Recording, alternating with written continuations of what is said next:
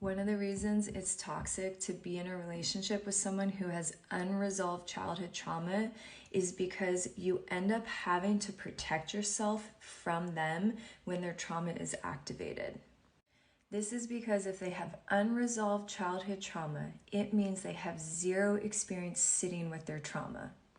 Maybe they know their trauma comes from their childhood because it was abusive, etc., but they haven't done the work to be with it, to sit with it, and to understand how to distinguish between what's happening in reality and what is a projection through their trauma lens. Also, they're not aware of their triggers and what they need to do in order to self-regulate and stay in control when they're having a trigger tantrum.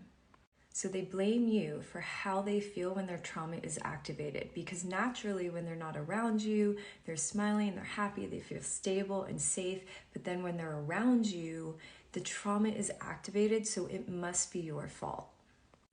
And this is why it's so important that we're all doing a certain amount of trauma work before we get into a relationship, because a relationship will activate trauma, and it's vital to have a certain amount of self-awareness, accountability, experience, and skills to create a safe container for yourself and your partner.